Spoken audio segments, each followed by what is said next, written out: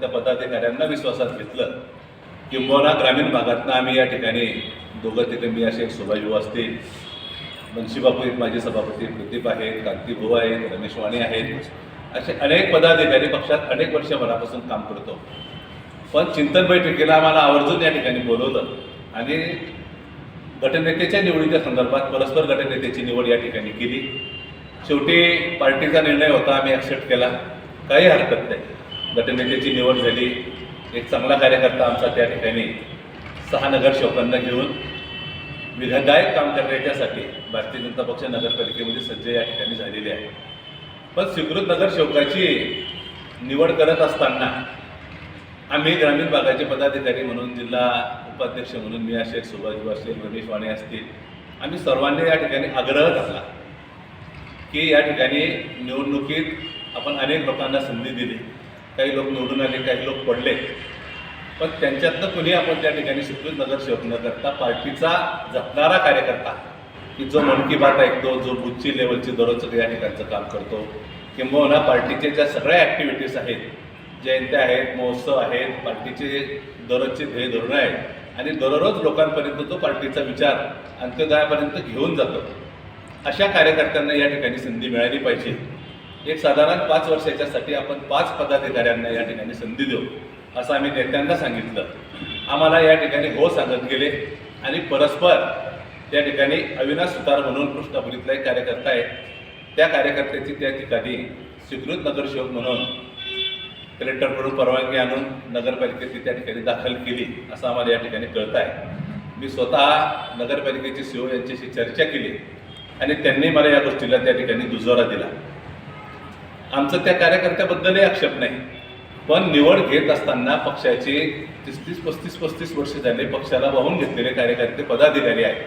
किंबहुना आज जे पक्षाचे इथे मंडळाचे अध्यक्ष आहेत, आमच्याकडे मंडळाचा अध्यक्ष हा तालुक्यात 1 नंबरचा नेता आपण त्या ठिकाणी ठरवतो, पण त्यालाही विश्वासात न घेता, त्यालाही त्या ठिकाणी विचार न करता तुम्ही परस्पर हा निर्णय या ठिकाणी घोषित केला. तर या निर्णयाचा विरोध करण्याच्यासाठी कोणी घोषित केला? नामोल्लेख नाही. कोणी घोषित केलं परस्पर? त्याचं नाम उल्लेख नाही केला. आदरणीय दिलीप भाऊ वाघ असतील, संजय वाघ असतील, अमोल शिंदे असतील, म्हणजे यांनी या ठिकाणी परस्पर हा निर्णय या ठिकाणी घेतला. तो निर्णय अत्यंत चुकीचा आहे. कार्यकर्त्यांचा तो जिव्हारी लागला. व्यक्तिगत मधुकाटे म्हणून हा विषय नाही, पण सगळेच पदाधिकारी या ठिकाणी नाराजीची भावना सगळ्यांनी आमच्यापर्यंत या ठिकाणी सांगितली. जसं जसं सगळ्यांना कळत आहे तसा या गोष्टीची तीव्रता वाढली आणि आज आपण या ठिकाणी मध्यवर्ती कार्यालयामध्ये आम्ही विचारविनिमय केला आणि या गोष्टीला आपण विरोध केला पाहिजे म्हणून आदरणीय गिरीश भाऊंशी संपर्क केला. पण महानगरपालिकेच्या निवडणुकीच्या व्यस्त कार्यक्रमातून पाहूनने फोन रिसीव्ह केला नाही. मंगेश दादाची चर्चा झाली, जिल्हाध्यक्षांची चर्चा झाली आणि दोघंही पदाधिकाऱ्यांनी वरतून खाली सांगून सुद्धा कोर कमिटीतनं हा निर्णय या ठिकाणी घ्यावा आणि या निर्णयाला कोर कमिटीतनं जे नावं येतील ते नावं जिल्ह्यावरती त्या ठिकाणी पाठवावे आणि त्या ठिकाणाहून त्या पदाधिकाऱ्याची निवड या ठिकाणी होणार होती. पण तसं न करता त्यांनी आदरणीय दादा असतील, जिल्हाध्यक्ष असतील, यांच्याही आदेशाला केराची टोपली या ठिकाणी दाखवली आणि अतिशय घाईघाईत हा निर्णय या ठिकाणी घेतला. म्हणून आजची ही पत्रकार परिषद आम्ही या ठिकाणी घेतो आहोत. खरं तर ही पत्रकार परिषद घेत असताना पक्षावरती आमची कोणतीच नाराजी नाही. पक्षाच्या नेतृत्वाला अंधारात ठेवून हे सगळे घाईघाईत निर्णय या ठिकाणी घेतलेले आहेत आणि या निर्णयाच्या संदर्भात आम्ही वरिष्ठांना एकत्रित या ठिकाणी कळवलेलं आहे. तुम्ही म्हणाल की सगळ्या पदाधिकाऱ्यांची नाराजी आहे, कुणाला राजीनामा द्यायचा आहे का? तर मुळीच नाही. कोणताच भारतीय जनता पक्षाचा पदाधिकारी पक्षाचा राजीनामा देणार नाही. ही पक्षावरची नाराजी नाही किंवा व्यक्तिगत पक्षानं कुणाचं नुकसान केलं अशी बाब या ठिकाणी नाही. राजीनामा न देता लोकशाही पद्धतीने हे जे निर्णय आहेत, हे जे असे निर्णय लादल्या जात आहेत, या निर्णयाला विरोध करण्याच्यासाठी तात्काळ पत्रकार परिषद घ्यावी आणि ही पत्रकार परिषद घेऊन जनतेच्या समोर पदाधिकाऱ्यांना सार्वजनिक ही खतखत या ठिकाणी बोलून दाखवायची होती. याचा सगळा या ठिकाणी त्यांचा सगळा जो विचार होता, हा विचार आपल्यासमोर या ठिकाणी आम्ही मांडतो आहोत. खरं तर ही पक्षाची अंतर्गत बाब आहे, पण पक्षाच्या अंतर्गत बाबीमध्ये आम्ही एकदा नाही 3दा वरिष्ठांशी बोलून, म्हणजे आमच्या शहरातल्या आमच्या पदाधिकाऱ्यांशी बोलून तरीसुद्धा या गोष्टीत सुधारणा न झाल्याच्यामुळे आणि ही नगरसेवकाची निवड ही जाणून बुजून जुन्या कार्यकर्त्यांना डावळून किंवा एकही पदाधिकाऱ्याला विश्वासात न घेता हम करे सो कायदा या पद्धतीने ही निवड झालेली आहे. या निवडीचा आम्ही तीव्र शब्दात या ठिकाणी निषेध करतो. ही निवडणूक वरिष्ठ पातळीवरून निर्णय होईल, पोलिसांनी निर्णय घ्यावा, ही रद्द करावी आणि जे प्रामाणिक कार्यकर्ते आहेत 5 वर्षाच्यासाठी 5 कार्यकर्त्यांना या ठिकाणी पक्षानं संधी द्यावी.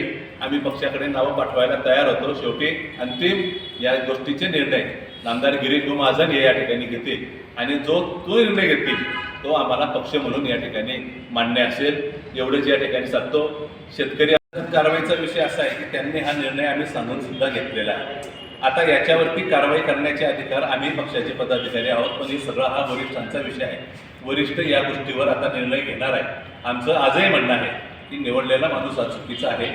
त्या माणसाच्या जागी आम्ही पदाधिकारी म्हणून ज्यांनी निवडला त्यांनाही सोबत घेऊन आम्ही या ठिकाणी 5 लोकांचे नावं, जेणेकरून पार्टीत मरमर करणारा कार्यकर्ता आहे. अनेक कार्यकर्ते असे आहेत की जाती पातीनं पैशानं तो निवडणूक लढू शकत नाही आणि त्याने फक्त निवडणुकीचे जोऱ्या सतरंजा पट्ट्या उचलण्याचं काम या ठिकाणी करायचं का?